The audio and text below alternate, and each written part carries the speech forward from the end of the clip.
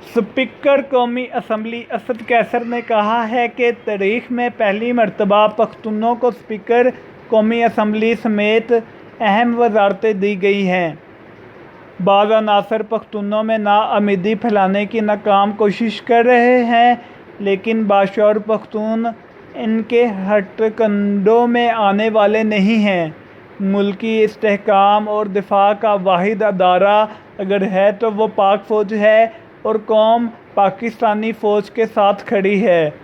اپنے حلقہ انتخاب صوابی میں 85 ملین روپے کی لاگت سے مکمل ہونے والے سوئی گیس منصوبے کے افتتاح کے بعد تقریب سے خطاب کرتے ہوئے اسد قیصر نے کہا کہ پاک فوج نے اس چمن کی آبیاری اپنے لہو سے کی ہے۔ دہشت گردی کی افریت کو ختم کرنے کے لیے جان کے نذرانے پیش کیے۔ پاکستان کے عوام دشمن کی چال میں آنے والے نہیں، بلکہ دشمن کے ارادوں کو بھی جانتے ہیں اور انہیں سبق سکھانا بھی جانتے ہیں۔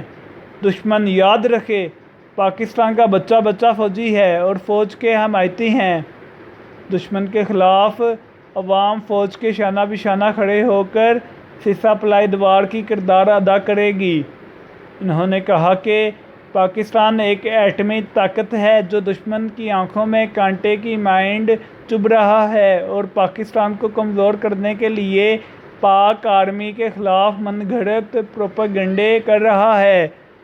فوج کے خلاف پروپیگنڈا دشمنوں کی سازش ہے اور پاکستان میں بھی شام اور لیبیا جیسی فسادات شروع کرنے کے لیے طاق میں بیٹھا ہے، مگر ہم نے مل کر نہ صرف اس سازش کو ناکام بنانا ہے بلکہ ہر محاذ پر فوج کے شانہ بشانہ کھڑے ہو کر دشمن کا مقابلہ کرنا ہے۔ انہوں نے کہا کہ دشمن لسانی بنیادوں پر وطن عزیز میں امن کی فضا خراب کرنے کی کوشش کر رہا ہے، جس کی ناکامی کے لیے ہمیں الرٹ اور چوکنا رہنا ہوگا۔ سب سے پہلے پاکستانی ہے۔ پاکستان اور آرمی سے محبت ضمیر، سوچ اور جسم کا ایک اہم عنصر ہونا چاہیے۔ پاک آرمی کے خلاف باتیں کرنے والا ملک کے خلاف سازش میں ملوث ہوتا ہے، اسے اپنی اصلاح کرنی چاہیے۔ اسپیکر قومی اسمبلی اسد قیصر نے کہا کہ اپنے انتخابی وعدوں کو عملی جامہ پہنا کر عوام کی حقیقی معنوں کی خدمت کی ہے۔ ماضی کی حکومتوں میں غریب اور ناداروں کی ترقی اور فلاح و بہبود پر کوئی کام نہیں کیا گیا۔ موجودہ وفاقی حکومت پسماندہ طبقے کو اوپر لانے کے لیے تمام وسائل و مؤثر پیمانے بروکار لا رہی ہے۔ انہوں نے کہا کہ وزیر اعظم عمران خان نے قبائلی اضلاع میں جلسے کیے اور عوام کے امنگوں کے مطابق اعلانات کیے۔